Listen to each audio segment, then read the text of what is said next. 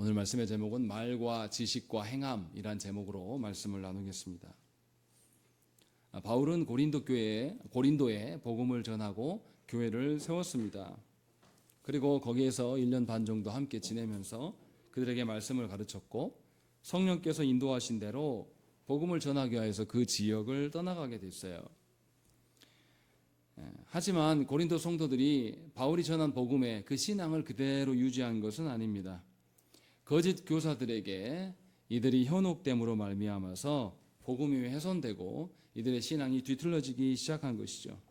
그리고 이 문제가 얼마나 큰 문제인지 바울은 10장부터 13장까지 계속해서 거짓 교사들을 구별할 것들에 대한 이야기를 쭉 나열하고 있습니다. 고린도후서의 마지막 부분은 거짓 교사들의 그 농락이 계속 담겨져 있는 전제로 지금 글을 쓰고 있는 것을 우리가 알 수 있어요. 그만큼 고린도 교회에 거짓된 복음이 무서운 것입니다.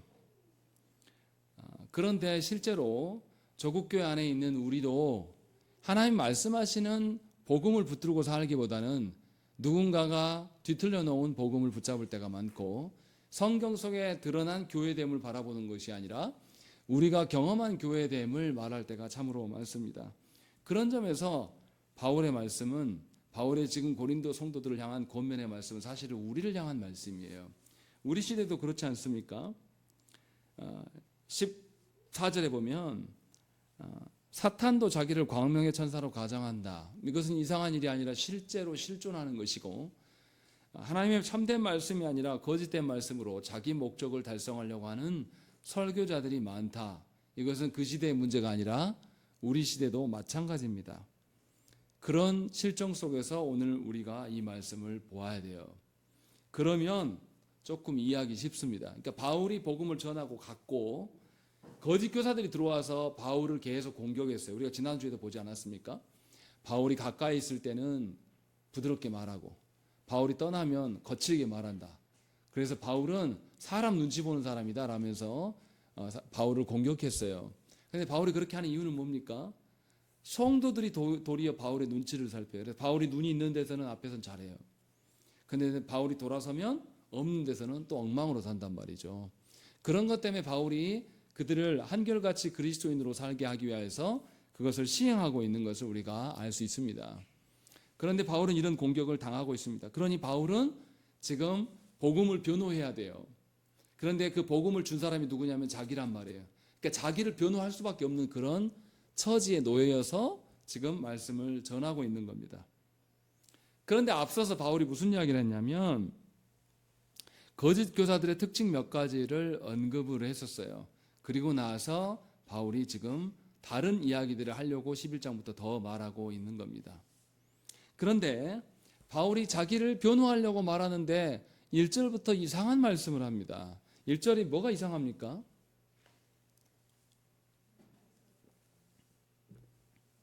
누가 어리석다고 이야기합니까?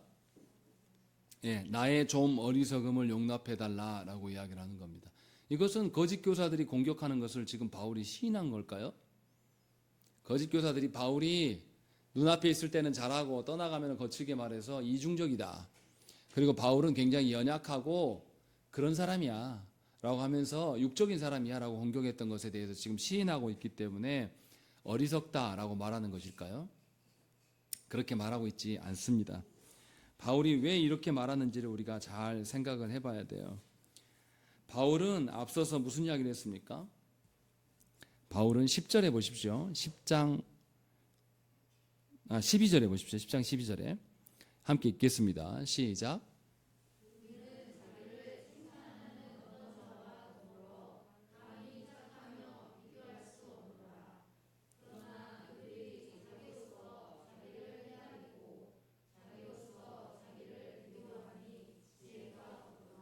거짓 교사들의 특징이 뭐라는 거죠? 자기 자신을 자랑하는 일에 앞서는 사람들이에요. 자기 자신이 자랑이 옳지 않다. 그래서 지난주 설교 제목이 뭐였습니까? 예수께서 칭찬하신만이 옳다라는 거죠. 그래서 18절에 그 이야기를 하는 거예요. 옳다 인정함을 받는 자는 자기를 칭찬하는 자가 아니요 오직 주께서 칭찬하신 자니라 라고 이야기를 하고 있는 거예요. 그러니까 분명하게 주께서 칭찬하신만이 바른 거예요. 근데 바울이 지금 누구를 변호하려고 해야 됩니까? 자기 자신을 드러내야 될 상황이 돼버린 거예요. 자기 자신을 뭔가 변호해야 될 상황. 그러니까 자기 자신을 칭찬하는 형국이 되니까 앞에서 가르친 대로라면 누가 어리석은 자가 된 겁니까? 자기 자신이 어리석은 자가 돼버렸다라는 거죠. 그래서 이것을 용납하라는 겁니다. 그러면 바울이 스스로 모순적이다, 이 내 모순적인 것을 조금 이해해달라, 이 말을 하고 있는 걸까요?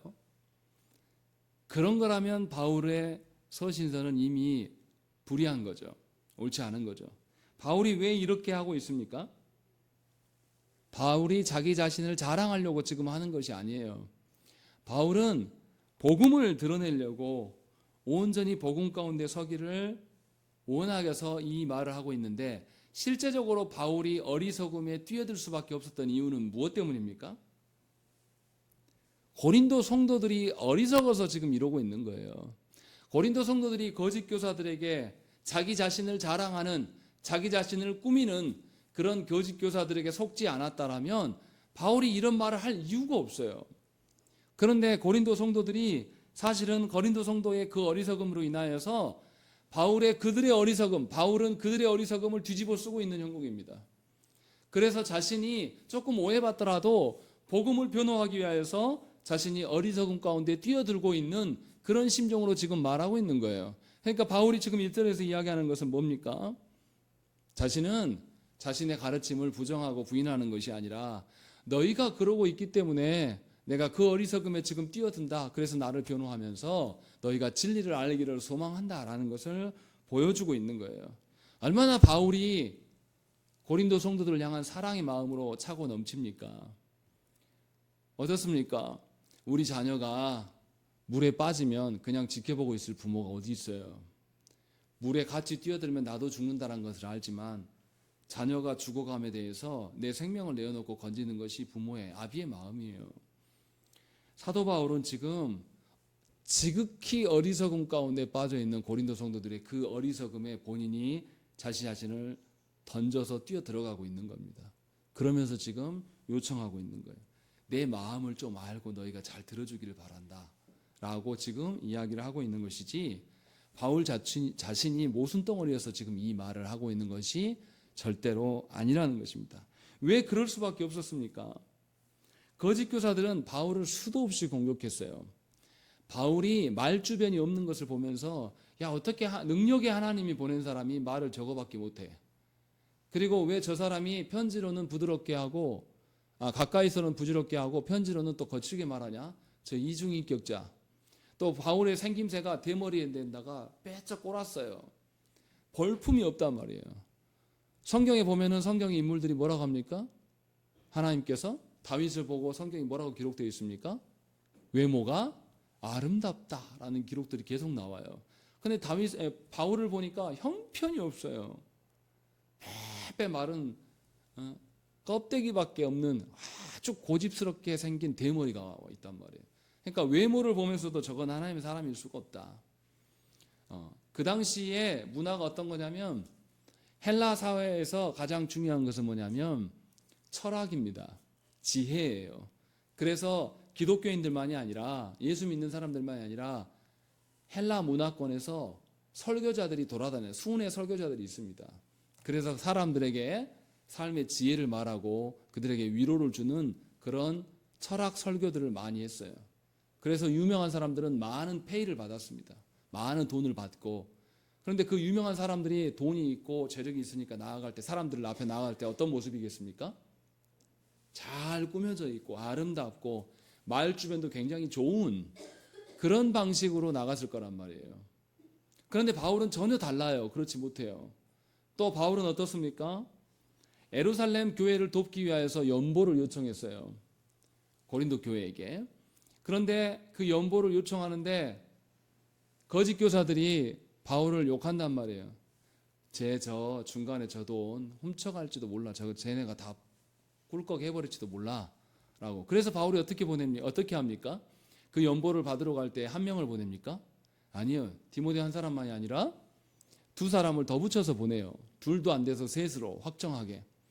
그래서 어떤 의심도 받지 않게 하기 위해서 바울이 지금 힘쓰고 노력하고 있는 그런 상황인 말이에요. 이렇게 계속 모함하고 있고, 미련한 고린도 성도들은 복음을 전해줬던 그 바울을 의심하고 있는 거예요. 자신들이 그리스도를 알게 된 것은 누구 때문입니까? 사도 바울 때문이에요. 그런데 사도 바울을 부정하고 있는 그런 현실, 그 현실 속에서 바울이 고린도 성도들에게 복음이 들어가게끔 다시금 그들의 온전히 세우려면 자신에 대한 불신을 걷어내야 되기 때문에 지금 그 욕을 먹고서도 지금 이 일을 하고 있는 거예요. 그러니 바울의 심정이 어떻겠습니까? 이 복음을 전하는 설교자의 마음이 어떻겠어요? 굉장히 괴로운 것이죠. 그러함에도 자신이 이러한 모순덩어리라고 또 욕먹을 수 있는 그런 상황 속에서 바울은 뛰어들고 있는 거예요. 아버지의 심정으로. 그래서 2절에 뭐라고 합니까? 자신의 열심이 아니다 라고 이야기를 하는 거예요. 2절에서 내가 하나님의 열심으로 너희를 위하여 열심을 낸다 라고 이야기를 하고 있는 겁니다. 여기서 열심이라는 단어는 질투한다라는 의미를 포함하고 있는 거예요. 이게 무슨 말입니까? 하나님은 우리를 향하여서 나는 질투하는 자다라고 말씀하신단 말이에요. 왜 우리를 향하여서 질투하신다고 말합니까? 질투는 누구에게서 일어나는 감정이죠? 사랑할 때의 질투가 유발해요. 무슨 말이냐면 배우자와 나 사이에 누구도 끼어들게 하지 않겠다라는 거예요. 내가 너무나 사랑하기 때문에 그 사이에 누구도 들어와서 용납해 줄 수 없는 것을 질투라고 말하는 겁니다. 그러니까 하나님은 우리를 사랑하실 때에 하나님 아닌 모순이나 오류나 그런 잡다한 것들이 우리 사이에 끼지 못하도록 하나님은 늘 요구하시는 하나님이에요. 근데 지금 바울이 그러한 질투하는 하나님의 마음을 닮아서 그 열심으로 지금 고린도 성도들에게 나아가고 있다라고 말하고 있는 거예요. 그래서 바울이 이어서 또 뭐라고 합니까? 하나님의 열심만을 말하는 게 아니라 2절 하반절에 보시면 내가 너희를 정결한 처녀로 한 남편인 그리스도께 드리려고 중매합니다 라고 말하는 거죠. 내가 너희를 사랑해서 내가 너희를 취하려고 하는 것이 아니다. 하나님께서 너희를 사랑하기 때문에 너희가 신랑 되신 그리스도의 신부로서 정결한 순결한 신부 되기를 위하여서 내가 힘쓰고 있는 것이다 라고 바울은 분명하게 우리에게 이야기를 하고 있는 거예요. 고린도 성도들은 지금 어쩌고 있는데요? 거짓 교사들에게 현혹되어서 그리스도의 순결한 신부로 오직 복음에만 그들의 마음을 두는 것이 아니라 고린도 성도들이 어떻게 하냐면 다른 곳에 마음을 두고 있어요. 신부인데 다른 곳에 기웃거리고 있는 겁니다. 여러분 결혼식 날 신부가 언제 일어나서 언제 신부 화장하라고 합니까? 새벽부터 일어나요. 잠을 설쳐가면서도 일어나요. 가서 밥을 먹습니까? 못 먹습니까? 신부 화장 다 해놓고요. 배가 고파 죽겠어요. 근데도 밥을 안 먹어요. 왜요? 신부 화장 해놓은 곳에나 신부 드레스에 오물이나 오점이 끼면 됩니까? 안 됩니까? 안 되게 하기 위해서. 그래서 어떻게 하냐면 신부가 음료 뭘 먹고 싶다면 빨대를 꽂아가지고 이렇게 먹는단 말이에요. 하나도 여기 손상시키지 않겠다. 밥을 먹어도 딱 요만큼씩만 입안에 바로 들어갈, 절대 건드리지 않고 들어갈 수 있는 그런 여러분들이 그런 물리적이고 외적인 일에 극성 내는 신부 화장을 했던 사람들이 하나님 앞에서는 추접스러운 마음을 갖고 있는, 내 마음속에 하나님 아닌 다른 것들도 오물 찌끄레기들 다 들어와도 괜찮아. 하나님의 말씀이 아닌 더럽고 추잡스러운 것들 다 들어와도 괜찮아요. 이래도 되고 저래도 그런 방식으로 살아가고 있다. 지금 그 이야기를 하고 있는 거예요. 바울은 뭐 하려고 하는데? 바울은 정말로 하나님 앞에서 순결한 신부 되게 하기 위해서 고린도 성도들의 1.1에게 흠도 없게 하기 위해서 다시금 거짓 복음에서 돌아서서 다시 진리의 말씀으로 돌아와라. 요 이야기를 하고 있는데 안 한다는 말이에요. 이미 그들의 마음속에는, 그들의 심령에는 3절에 뭐라고 합니까? 4절에 뭐라고 합니까? 다른 예수, 다른 영, 다른 복음을 이미 받아버렸다. 그래서 4절 마지막에 뭐라고 합니까? 잘도 용납하는구나 라고 이야기를 하고 있는, 고린도 성도들이 그러고 있는 거예요. 바울이 오직 답답해서 3절에서는 뭐라고까지 이야기합니까? 하와가 사탄의 속임받은 것, 그래서 타락해서 온 인류의 어미가 자기의 영혼을 지키지 못함으로 인하여서 그 어미 뱃속에서 나오는 모든 종자들이 죄인으로 날 수밖에 없는 그런 일인데 너희의 원조상인 어미가 그랬다. 이 이야기를 지금 하면서 굉장히 심각한 문제이므로 경고하고 있는 거예요. 지금 바울은 이 이야기를 하고 있는 거예요. 그리스도의 신부라면 우리는 당연히 순결함을 유지해야 되는 것이 당연한 겁니다. 그런데 고린도 성도들은 이것이 거짓 교사인지 거짓 복음인지 이게 거짓 예수를 말하고 있는 건지 아무 구별할 생각이 없어요. 그냥 지금 자신의 욕망대로 세상의 어떠한 것들을 왁자지껄 입에 쳐넣느라고 정신이 없는 겁니다. 그래서 하나님의 열심, 질투하는 마음이 하나님의 분노로 바뀔지도 몰라요. 바울은 지금 그 이야기를 하고 있는 거예요. 고린도 성도들은 하나님 앞에서 그리스도의 순결한 신부로 살아가야 됩니다. 세상의 거짓 철학이 복음을 훼손해서는 안 돼요. 우리는 어떻습니까? 하나님의 말씀을 줘도 우리는 이 말씀을 가장 순결한 상태로 유지하려고 하는 자들이 아니에요. 하나님의 말씀을 줘도 세상 논리 앞에 서게 되면 과감하게 뭘 던져버립니까? 복음을 던져버려요. 우리 자녀의 일들, 우리 자녀가 조금만 아파도 예배? 그따위 거 필요 없는 거예요. 우리 직장에서 뭔가 있으면 예배 그런 게 뭐가 중요해? 또 내가 피곤한 내 육신의 연약함이 생겨나면 내 육신의 연약함으로 생겨나면 하나님께 나아가는 것이 뭐가 중요하냐 이 말이죠. 우리는 그렇게 살아가는 거예요. 사실은 우리는 고린도 교회 성도가 더 하는 거죠. 이것에 대한 생각들을 가지시라는 거예요.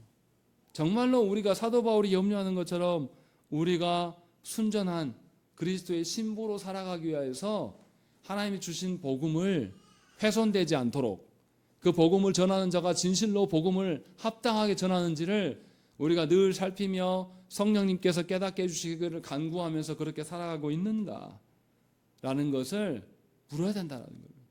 지금 바울이 이러한 상황 속에서 고린도 성도들에게 이야기를 하고 있는 거예요.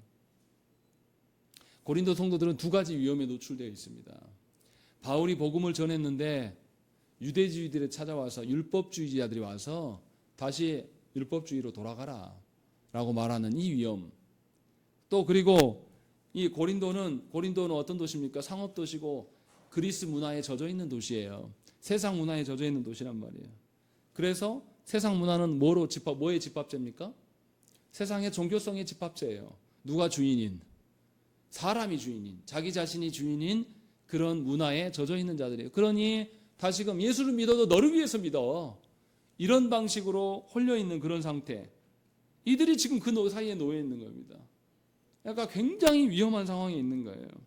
그래서 이들이 어떻게 하냐면 바울이 전한 예수 그리스도, 바울이 전한 복음, 바울이 전한 영을 받드는 것이 아니라 그들은 다른 예수, 다른 영, 다른 복음을 이미 받아버렸다. 영접하고 있다라고 말하고 있는 겁니다. 그러니까 그냥 웃고 넘어갈 그런 소지의 것들이 사실은 아니에요. 굉장히 심각한 겁니다. 우리는 마치 수요일 날마다 다니엘서를 계속 읽고 있지만 다니엘서가 어떤 지경에 와 있습니까? 자신이 살고 있던 예루살렘이 아니라 바벨론으로 옮겨져 갔어요. 이 바벨론은 세속 인본주의가 가득한 나라예요. 그 질서로 새롭게 살아가야 돼요. 그 속에서 하나님의 말씀을 지킨다는 건 어렵다는 거죠. 우리가 그런 자라는 거예요. 하나님께서 우리를 세상 속으로부터 죄로부터 건지셔서 그리스도의 피값으로 우리를 정결케 해주셨어요. 신부화장 했단 말이에요 이미. 그래서 성도란 말이에요. 그런데 왜 신부화장 안 하는 것처럼 사냐 이 말이에요. 다시 세상 속에 나아가서 우리 자녀들에게 세상의 것들을 입 벌려 집어넣고 우리 자녀의 소망과 모든 마음속에 있는 것들을 하나님 말씀의 것들이 아니라 세상의 오물들을 다 집어넣어 준단 말이에요. 그것이 전부인 것처럼. 세상에서 잘 되라. 세상에서 두들겨 맞지 말고 네가 두드러 패는 사람이 되라. 세상의 갑이 되라. 우리 그러고 있는 거예요. 바울은 이것을 지금 지목하고 있는 겁니다. 우리에게. 너희가 거짓 복음을 잘도 용납하고 있구나 라고 말하고 있는 겁니다. 그러면서 바울이 뒤부터 이제 무슨 이야기 하냐면 거짓 교사들의 특징이 무엇인지를 우리에게 하나 둘씩 알려줘요. 4절에 보세요. 뭐라고 되어 있냐면 만일 누가 가서 뭔가를 전파한다라고 되어 있어요. 세상의 거짓 교사들은 자기 자신이 주인이에요. 그래서 자기 자신이 계획하고 결정하며 그대로 살아갑니다. 그래서 자기가 같다라고 말해요. 근데 사도 바울은 어떻게 이야기를 했습니까? 10장 14절 말씀을 읽어보시겠습니다. 읽겠습니다. 시작.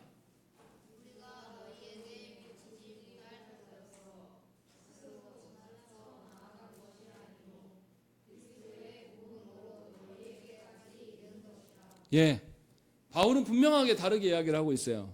나는 주께서 보낸 자다. 그래서 사도다. 사도라는 것이 보냄을 받은 자예요.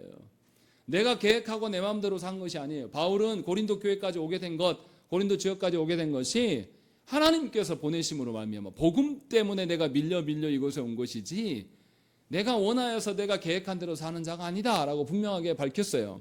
그런데 11장 4절에 넘어와서는 너희들에게 복음을 전한 사람들은 지네가 스스로 결정했다. 지네가 계획하고 지네가 정한 목적을 위하여서 너에게 찾아가서 거짓된 것들을 너에게 주었다라고 지금 이야기를 하고 있는 거예요. 좀 알아들어라. 주께서 보냄을 받아서 주 앞에 순종하는 자인지 아니면 본인이 주인이 되어서 본인이 결정한 대로 살고 있는 자인지 이것만 봐도 구별할 수 있지 않냐. 요 이야기를 하고 있는 거예요. 이것을 여러분들에게 적용해 보시라는 거예요. 정말로 여러분들이 가정생활을 하면서 여러분들이 여러분의 인생을 살아가면서 여러분이 주인이 되어가지고 여러분이 꿈이라고 행복이라고 정해놓은 것들 여러분들이 정해놓고 살아간다면 여러분 다 가짜예요.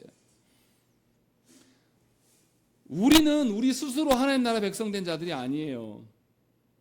삼위 하나님께서 깨닫게 하시고 알게 하셔서 우리가 하나님 나라의 자녀가 되었고 하나님 나라의 일꾼으로 하는 부름을 받았어요. 그러면 우리는 하나님의 계획 속에 하나님의 다스림 속에 살아야 될 자입니다. 그런데 우리는 우리가 하려고 해요. 바울이 지금 그 이야기를 하고 있는 거예요. 사람이 스스로 정하고 목적한 바대로 살아가는 것, 그것을 너희가 눈이 멀어가지고 만물의 척도는 인간이구나 라고 생각하면서 사람이 주인 되어서 하는 것을 보면서 멋있다. 그것에 몰두하고 살면서 너희가 잘도 받아먹는다 라고 바울이 한탄하고 있는 겁니다. 우리가 그런 자예요. 조국교회 성도들이 하나님의 눈치를 보기는 보는 겁니까? 성령께서 우리 안에 임재하신 이유가 뭐예요? 우리 뜻대로 우리 욕망대로 해주시려고 우리 소원풀이 해주시려고 계시는 것입니까? 하나님께서 우리에게 주신 말씀을 통하여서 하나님을 깨닫게 하고 하나님의 다스림을 보게 하시기 위하여서 성령께서 우리 안에 있단 말이에요.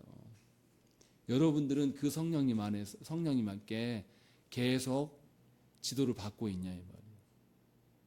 이걸 묻고 있는 거예요 지금 바울이.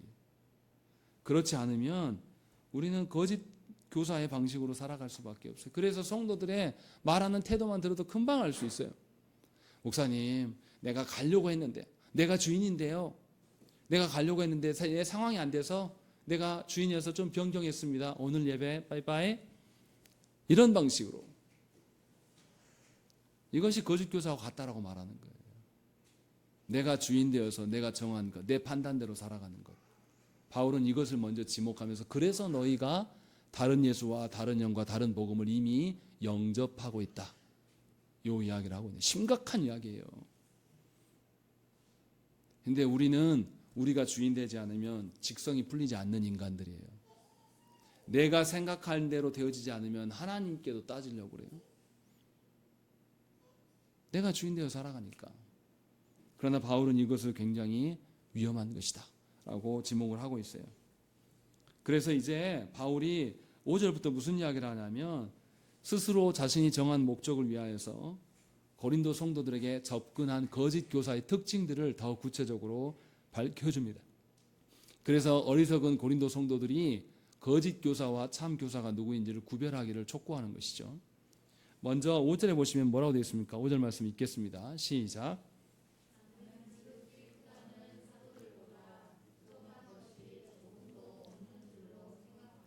예, 5절 말씀을 잘못 읽으면 큰일 납니다. 나는 지극히 크다는 사도들보다 부족한 것이 조금도 없다라는 거예요. 그러면 누가 더 높다는 소리입니까? 누가 더 높다고 말한 적 없어요. 5절 말씀 잘 읽으셔야 돼요. 5절 말씀에는 누가 높다고 말한 것이 아니라 같다고 말하고 있는 거예요. 사도 바울은 예수 그리스도와 함께 공생애를 보내시지 않았어요. 그냥 다메섹 도상에서 예수님을 만남으로 그의 삶이 전환된, 주께서 부르심을 그곳에서 받은 자예요. 그러니 입증할 것이 없습니다. 사람들 앞에. 그래서 거짓 교사들이 바울을 비방하고 공격할 때에 바울은 처진 제자야. 진짜 예수님의 제자들은 공생애 3년을 같이 다닌 사람들, 예루살렘에 있는 사람 진짜야. 근데 바울은 허접한 자다라고 공격했을 가능성이 굉장히 높아요. 그래서 바울이 지금 이 말을 하고 있는 겁니다. 왜 이렇게 말할까요? 복음을 전하는 사람은 자기가 결정한 것이 아니에요. 누가 보낸 거죠? 삼위 하나님이 보내신 자예요. 삼위 하나님이 보낸 것에 대해서 누가 높고 누가 낮음에 대한 차별이 있을 수 있습니까? 없다라는 거예요. 삼위 하나님이 보내셨는데 어떻게 누가 높고 낮음에 대한 이야기를 할 수 있겠습니까? 그런데 거짓 교사들은 뭐 하냐면 교회 안에서 차별을 말해요. 누가 더 높고 누가 낮은 이야기를 하고 있습니다. 조국 교회를 봐보세요. 교회 안에서 위계 질서를 만들고 내가 너보다 더 오래 목회했기 때문에 내가 네 선배고 내가 너보다 더 교회를 오래 생활했으니까 내 연륜이 참된 직분의 근거이다 말하는 자들이 참으로 많습니다. 그러나 하나님께서 보낸 자들에게는 열등과 우등이 없어요. 다 똑같아요. 왜냐하면 원래 그 사람이 그럴만해서 보낸 것이 아니라 성령님으로 인하여서 말씀으로 인하여서 변화시킨 자들을 보내셨고 그들의 능력이 아니라 보낸 그들에게 누구의 능력을 부여하십니까? 삼위 하나님의 능력을 부여하셔서 보내기 때문에 차등이 없는 거예요. 그런데 조국교회 안의 현실을 봐보세요. 직분자들 간에 성도들 간에 뿌리 깊은 위계 질서가 있어요. 조금이라도 자기가 이 교회에 먼저 나왔으면 주인 노릇하려고 합니다. 조금이나마 자기가 신앙생활에 연륜이 있다고 생각하면 사람들 앞에서 선생되고 싶어해요. 너 그렇게 살면 안 돼. 내가 살아봐서 아는데 이렇게 살아야 돼. 그 말하면 안 돼요. 보내신 자가 말씀하신 것을 근거로 성경에서 이렇게 말씀하니 형제님 자매님도 이렇게 하시는 게 좋지 않을까요? 이렇게 말해야 되는 게 정상인데 우리는 그러지 않아요. 위계질서에 굉장히 익숙해져 있고 위계질서로 정리를 잡고 싶어해요. 제가 목회하면서 답답한 게 무엇이냐면 모두 다 말씀 앞에서 순종하면 되는데 항상 목사가 뭔가를 지명해 주기를 원해요. 그러면서 또 목사가 갑질하는 건 못 견뎌합니다. 얼마나 모순적입니까? 말씀을 보지 않으니까, 말씀을 연구하지 않으니까, 귀찮으니까 이 귀찮은 일은 목사 네가 다 해라. 그리고 교회 안에서 질서 잡는 것도 네가 좀 해줘. 나는 그냥 머리 쓰지 않고 편안하게 신앙생활 하면서 말씀대의 기준들을 지키려고 씨름하면서 전투하는 신앙생활은 못하겠으니까 당신이 다 해주고 위계질서 안에 머무는 그것을 교회됨이라고 말하는 거예요. 얼마나 미련합니까? 하나님 주신 말씀의 질서 외에는 다른 질서가 교회 안에 없어야 돼요. 그런데 너무나도 엉터리같이 내가 크다, 내가 잘났다 하는 그런 설교자들에게 모든 성도들이 머리를 조아리면서 다 존중한단 말이에요. 그 사람이 어떤 사람인지 알려고 하지 않아요. 그가 전한 복음이 무엇인지를 잘 구별할 줄 몰라요. 들어본 적도 없고 남들이 좋다고 하니까 누가 들으니까 극동방송에 A 목사가 나왔더래. 그 양반 말씀 좋대. 자기는 잘 모르면서도 좋은 사람으로 인식해서 살아간다.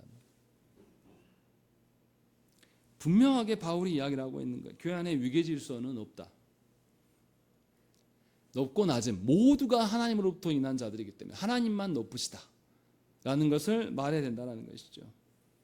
주님은 어떻게 살았습니까? 주님은 하나님이심에도 불구하고 기꺼이 자기 자신을 낮추셔서 우리 같은 처지로 내려오셨어요. 그래서 십자가에 달려서 죽으셨단 말이에요. 바울이 어떤 자였습니까? 바울이 자신이 가장 높은 자라고 생각을 했어요. 그래서 예수 믿는 자들을 잡아 죽이면서도 맨 선두 앞에 서가지고 자신의 아는 것, 자신의 배경을 근거로 인해서 살았던 사람이에요. 그런데 바울이 어떻게 돼요? 다메섹 도상에서 예수님을 만나고 난 뒤에 어떻게 돼요? 자신이 괴수 중에 괴수인 것을 알게 된 거예요. 그래도 그의 삶을 완전히 돌이킵니다. 그의 삶을 완전히 바꾸고 주께서 명하신 일에 삶을 살아가요. 바울이 처음부터 복음을 단절했습니까? 아니요. 예수님 만난 뒤로 복음 전하다가 돌에 맞아 죽을 뻔해요. 그러니까 사도들이 어떻게 합니까? 야, 너 하지 마. 너 죽겠다 이러다가 그래서 고향으로 내려가 몇 년 동안 고향에 묻혀 지냅니다. 성경에 기록이 없어요. 그리고 바나바가 바울을 다시 데려오죠. 그 과정을 거쳐서 하나님의 사람이 되어가는 것을 보여요. 다시 말하면 하나님 앞에 선 자는, 하나님께 진짜 보냄받은 자는 겸손할 수밖에 없어요. 누구 앞에서 큰 소리를 칩니까? 누구 앞에서 위계질서를 말할 수 있습니까? 누구 앞에서 네가 가라 이렇게 말할 수 있습니까? 하나님이 보내셨는데 누구보다 다른 사람 이야기를 해요. 자원하는 심정으로 설 수밖에 없는 거다. 하나님 나 같은 것을 써주시네요. 이런 마음으로 서는 것이 참된 교사다라고 바울이 지금 이야기를 하고 있는 거예요. 그리고 6절에 무슨 이야기 합니까? 6절 말씀 읽겠습니다. 시작.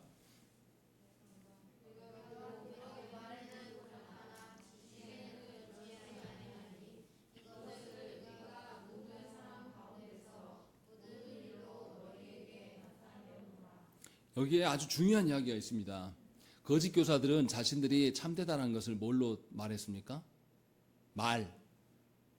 내 말 얼마나 잘하냐, 내 웅변술이 뛰어나지 않냐? 바울 봐봐. 바울을 공격할 때도 뭘 공격했습니까? 바울의 말 주변을 공격했어요. 그런데 바울은 참된 교사는 이렇게 하지 않는다라고 이야기해요. 6절에 뭐라고 합니까? 말에는 부족하나 지식에는 그렇지 않다. 이 지식이 뭔 지식입니까? 하나님을 아는 지식을 말하는 거예요.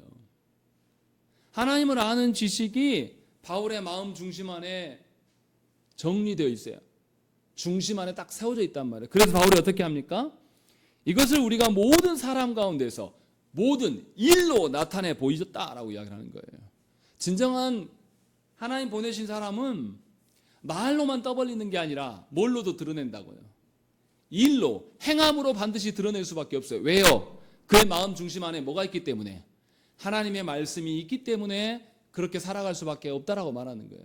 그런데 행함은 없이 말로만 떠벌리는 자는 전부 가짜라고 지금 바울이 말하고 있는 거예요. 행함이 없이 말로만 살아가는 사람들은 얼마나 말을 천상유수로 잘하는지 몰라요. 가서 사람들 앞에서 있는 말 없는 말 다 꺼내주면서 그래 네가 얼마나 귀하고 네가 얼마나 특별한 존재냐, 그 말 들으면서 서로 좋아해요. 조국교회가 마치 그러는 것처럼 당신은 사랑받기 위해 태어난 사람 이렇게 하면서 실제로 사랑하지 않지 않습니까? 무시하고 말로서 상대방을 어떻게 해보려고. 이것이 굉장히 처참한 거예요. 근데 바울이 지금 분명하게 다른 이야기를 하고 있는 거예요.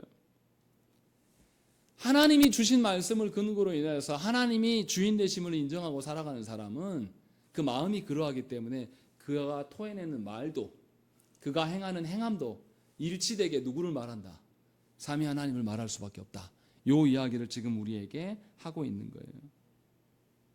자기 말을 하는 것이 아니라 그리스도께서 주신 말씀, 자기 말을 하는 것이 아니라 삼위의 하나님께서 주신 복음의 말씀을 계속 전할 수밖에 없는 거예요.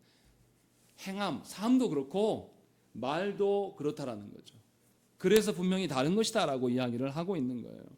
그러니 우리 자신을 돌아보면서 정말로 내 말이 온전한 복음의 말인지, 또 내 행함이, 삶의 목적들이 진실로 복음을 향해서 살아가고 있고 복음을 대변하는 그런 삶을 살아가고 있는지, 그래서 여러분들의 삶과 여러분들의 말이 일치되어져 가고 있는지를 확인하라는 거예요.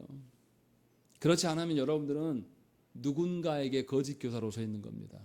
아직 믿지 않는 여러분들의 가족의 이론에게 가서 말로만 주여 주여 하고 삶으로는 이 사람 사랑하지 않아요. 이 사탄 새끼, 이 새끼 때문에 내가 신앙생활 힘들어. 이렇게 살아가는 사람이 무슨 그리스도께서 보내신 복음의 전달자이겠습니까? 어쩌면 우리 가족의 구성원이 여지껏 변화되지 않는 것은 우리 책임일 수 있어요. 주의 말씀대로 보내서 말씀 앞에 순종하는 자로 내가 산 것이 아니라 다른 목적으로 살아간단 말이에요.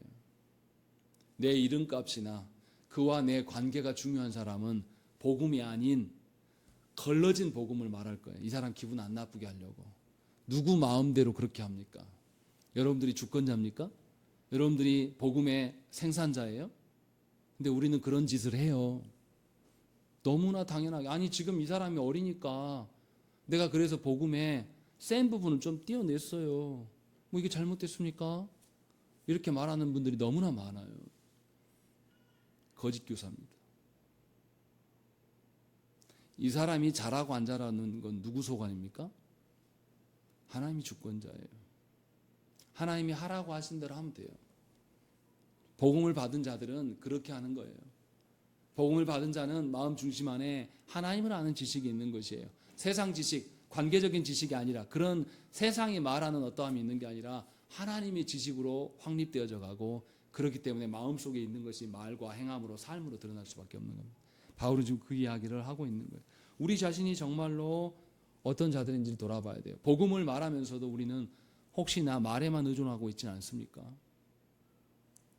우리가 삼위 하나님을 믿는다고 말하면서도 입으로는 얼마나 잘 털어내는지를 몰라요. 그런데 실제로 우리가 나를 미워하는 사람을 용납해주고 사랑해줍니까? 여러분들의 그런 움직임이, 여러분들의 그런 정서가, 여러분들의 그런 삶이 있냐 이 말이에요. 바울은 이것을 지금 지목하고 있는 겁니다. 세 번째로 7절을 보십시다.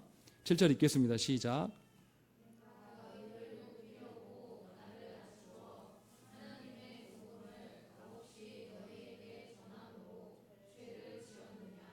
예, 7절과 8절에서 계속 같은 이야기를 이어서 하고 있는데요. 무슨 이야기 하냐면, 바울이 복음을 전하면서 고린도 성도들에게 일절 돈을 받지 않았어요. 왜 그렇겠습니까? 바울이 복음을 전하면서 돈을 안 받는 것은 고린도 교회 성도들이 시험 들까 봐 배려한 거예요. 그런데 당시 문화에서 아까 제가 말씀드렸잖아요. 당시에 철학을 전하고 그런 순회 설교자들이 있었는데, 순회 설교자들의 가치는 뭘로 드러나겠습니까? 여러분들 교회에 설교자를 초청하는데 유명한 설교자 오면은 보수를 더 많이 줍니까? 적게 줍니까? 더 많이 준다고 우리 모두 다 인정하고 있어요. 그래서 페이를 더 많이 받아간 사람이 좋은 설교자라고 우리 믿습니까? 안 믿습니까? 우리 다 그렇게 믿어요. 바울이 이것이 아주 잘못됐다라고 말하고 있는 거예요. 바울이 돈을 안 받자 거짓 교사들이 뭐라고 합니까? 바울 그 사람 봐봐. 돈도 못 받잖아. 그가 전한 복음이 얼마나 하찮으면 돈 주라고도 말 못해. 바울 외모 봐라. 설교자답냐? 바울 행하는 거 봐봐. 사람 눈치 보고 앞에서는 살살거리고 편지로는 강하게. 그게 사람이냐? 계속 그렇게 공격한 거예요. 돈으로 공격하고 있는 거예요 지금. 우리 시대도 그러지 않습니까? 좋은 설교자라고 이야기할 때 우리 뭐라고 합니까? 거대한 큰 교회, 그리고 이 각종 기독교 방송, 썩어 빠진 기독교 방송에 좋은 시간대에 들어가려면 많은 돈을 내야 돼요. 많은 돈을 내놓고 설교를 전파하고 있는 그런 사람이 좋은 설교자라고 우리는 다 믿어요. 정신이 다 나가버린 거죠. 하나님의 말씀 그대로를 전하는 사람이 신실한 설교자인 거예요. 그런데 우리는 그거 좋아하지 않습니다. 많은 페이를 받고 좋은 차를 타고 좋은 옷을 입으면서 많은 돈잔치 위에 서 있는 사람을 좋은 목사라고 우리는 말하고 다 존중해요. 그래서 한국을 이끌어가는 설교자라고 이야기하면 전부 큰 교회 목사들이 이야기합니다. 여러분 그러잖아요. 바울의 말대로 하면 저와 여러분들은 이미 다 거짓 교사들이에요. 바울이 돈 받지 않는 것은 타당한 이유가 있어요. 8절에 뭐라고 합니까? 내가 너희를 섬기기 위하여 다른 여러 교회에서 비용을 받는 것은 탈취한 것이다. 왜 이렇게 말합니까?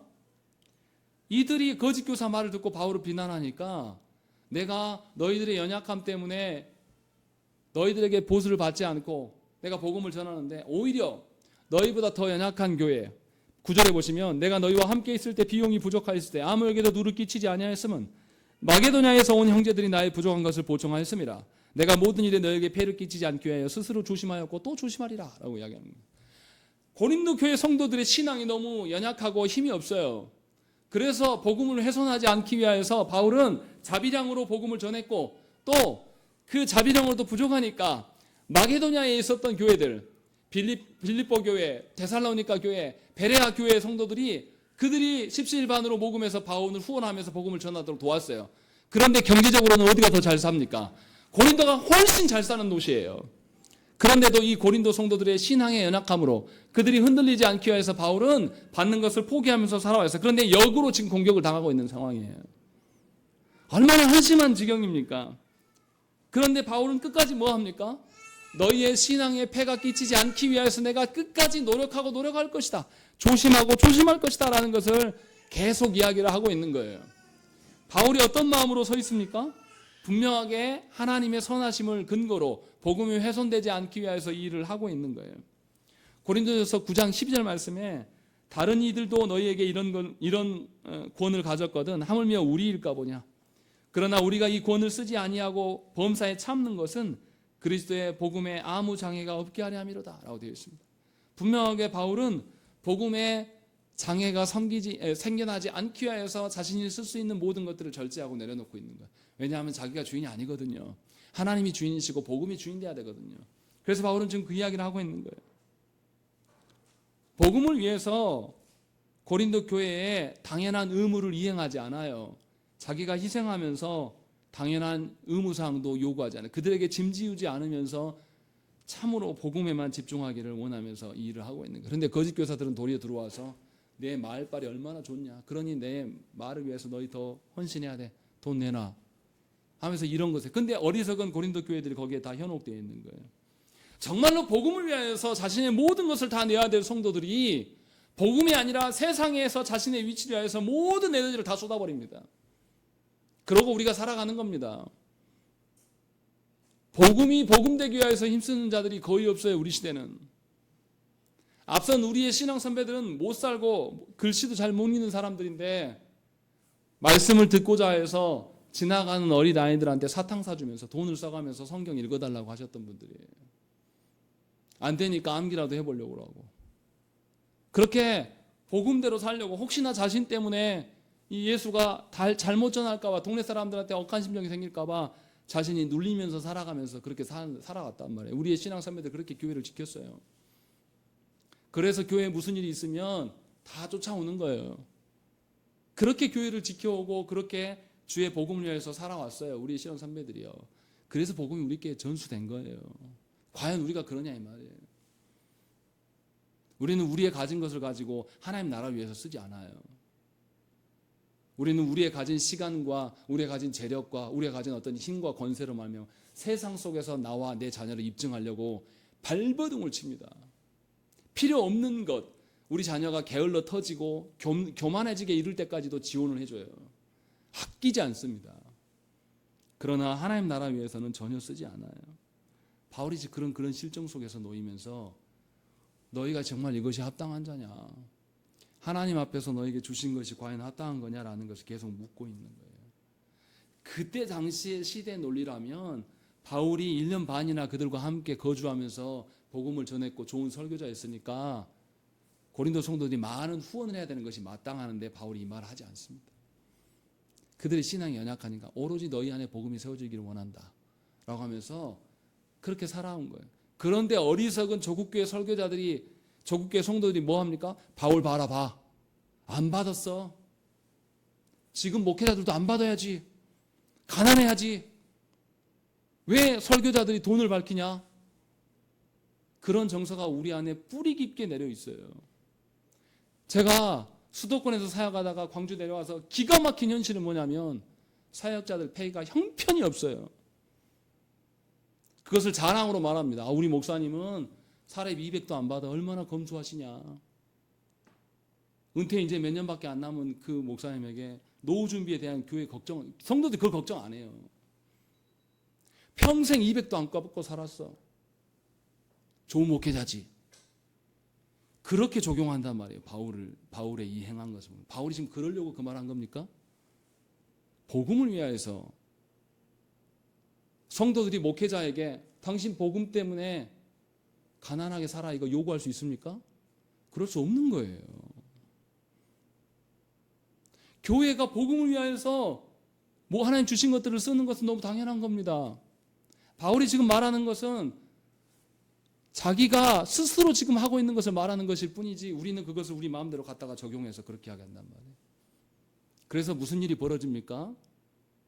조국교회는 이제 목사들도 세상 일을 해야 된다는 이야기를 대놓고 합니다. 이제.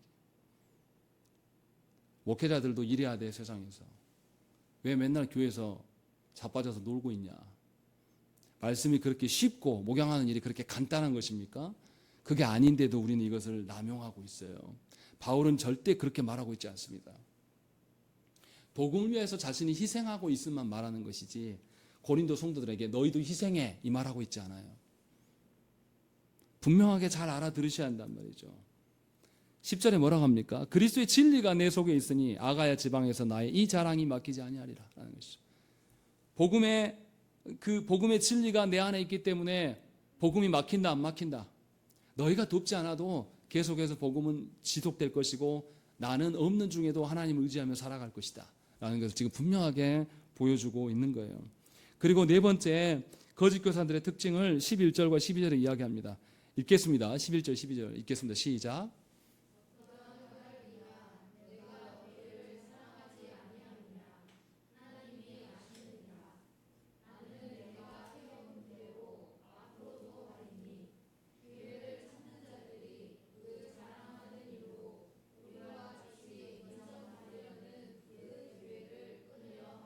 예, 바울은 분명하게 이야기를 해요. 사람들 앞에 인정받는 것이 별로 중요하지 않다. 누가 안다. 하나님이 아신다 라는 거죠. 사람들 앞에서 인정하려고 사람들 앞에서 분명히 인기 얻으려고 하는 것이 과연 합당한 것이냐. 거짓 교사들은 그래왔다. 그런데 12절에서 바울은 이제 그런 기회를 주지 않을 것이다. 거짓 교사들에게 그런 허망한 기회를 줄 필요가 없다라는 것을 분명하게 이야기를 하고 있는 거예요. 그러니 너희도 하나님 앞에서 신실하라. 하나님이 너희를 아시기를 기뻐해라라고 지금 이야기를 하고 있는 거예요.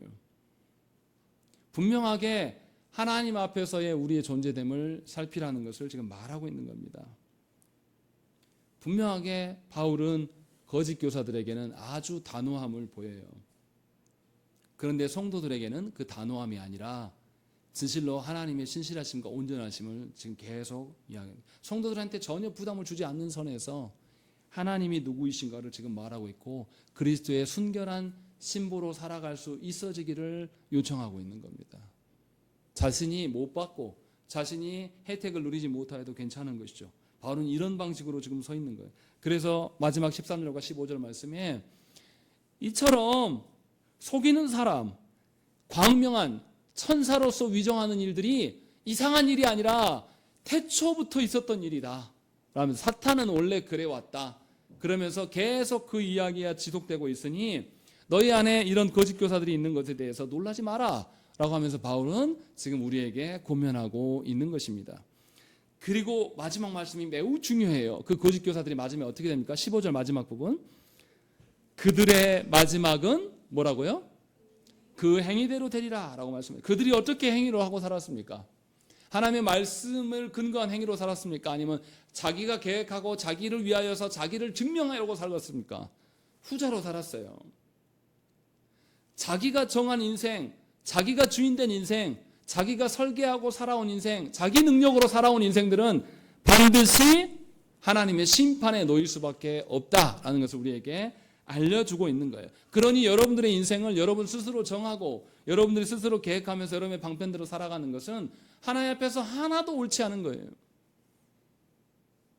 여러분들이 여러분의 직장을 정할 때 정말로 말씀에 근거해서 하나님이 나를 무엇 때문에 부르셨는가, 그 부르심에 부합한 직장 생활을 하고 있는가 점검하신 적이 있으십니까? 여러분들은 결혼을 앞두고 배우자를 놓고 기도할 때에 정말로 하나님 나라의 사명을 위한 가정, 사명을 위한 자녀 생산을 위하여서 여러분들이 기도하면서 힘써본 적이 있냐 이 말이에요. 없다면 지금 당장 고치셔야 돼요. 우리는 하나님의 뜻대로 계획하고 정하고 살지 않았는데도 하나님은 우리에게 자녀를 주셔버렸어요. 우리의 가정을 주셨어요. 아직도 하나님은 우리가 우상 숭배하는 것처럼 자녀를 모시고 살아가는데도 하나님은 기다려주고 계셔요.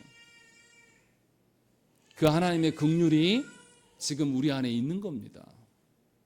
그러니 우리의 존재됨을 다시금 돌아봐야 돼요. 우리의 마음이 뭘로 차 있는지, 그리고 그 마음 안에서 무슨 말이 튀어나오고 있는지, 또 우리가 무엇을 계획하려고 하는 것인지, 또 우리가 무엇을 행하고 살아가는 것인지, 그것이 아니고 진실로 우리 마음에 하나님의 복음이 있어야 돼요. 하나님이 보내신 대로, 하나님이 보내신 말을 해야 되고 하나님이 보내신 방향을 향해서 걸어가야 돼요. 이것이 우리의 존재됨입니다. 바울은 분명히 이것을 우리에게 권면하고 있어요. 그렇지 않으면 우리는 우리 친인척과 가정 안에서 거짓 교사로 서게 돼 있습니다. 안타깝게도 여러분의 자녀에게 여러분 자신이 거짓 교사일 수 있습니다. 충격적이지 않습니까? 주 앞에 섰을 때에 물어보실 거예요. 평생 내가 네 손에 네 자녀 50년, 60년 맡겨놨는데 너 그동안 뭐 했냐? 주님이 다 입증해 주실 것입니다. 네 자녀를 보면서 네가 계획했지. 네가 설계했잖아. 그리고 그 자녀에게 세상, 복음이 아니라 세상의 것들을 마구마구 집어넣었잖아. 지금이라도 돌이키셔야 됩니다. 지금이라도 하나님 앞에 엎드려야 돼요. 오늘 당장 하나님께서 우리 자녀를 내놓으라고, 검증하자, 결산 보자라고 하실 때 여러분들 뭐라고 하실 거예요? 정말로 여러분의 마음 중심 안에 하나님을 아는 지식에 근거해서 그것이 흘러나와서 그 하나님의 지식이 우리 자녀들의 입과 생각과 마음을 점령해 가고 있는지 물으시라는 거죠. 여러분들이 주인 되어서 내 뜻대로 하지 않는 자녀에게 분노하고 화내는 그런 거짓된 부모가 아니라, 이 자녀가 내 마음을 속을 썩어 문드러뜨려도 이 자녀가 온전히 복음 앞에 하나님 앞에 서기를 소망함으로 내가 희생하고 나의 것을 내어줄 수 있는 그런 자로 설 수 있어야 한다는 것이죠. 자녀에게뿐만 아니겠습니까? 배우자에게도 당연한 것이에요. 왜 하나님께서 배우자 중에서 여러분들을 먼저 믿게 해서 이곳에 오게 하셨습니까? 배우자에게 참다운 교사 되라고 하나님 부르신 거예요. 친인척 관계들에서도 마찬가지고요. 여러분의 직장에서 만나는 모든 사람들 앞에서도 마찬가지예요.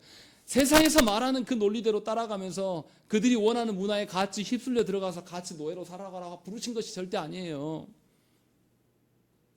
여러분들 앞에 있는 그 복음대로 여러분들이 사는 것, 그 모습을 보여주라고. 그래서 여러분들이 참다운 교사 되라고 하나님께서 자격을 부여하신 거란 말이에요. 여러분들 그렇게 사냐 이 말이에요. 바울이 지금 오늘 묻고 있는 거예요. 바울은 자기 혼자만 잘났다고 말하는 것이 아니라 진정으로 고린도 교회 성도들이 거짓 교사와 참된 교사를 구별하기를 소망하면서 이 말씀을 하고 있는 겁니다. 여러분들은 이미 하나님 나라의 신부로서 신부 화장이 끝난 자들입니다. 여러분 자신을 순결하게 하나님 앞에 세우시기를 간절히 축원합니다. 함께 기도하겠습니다.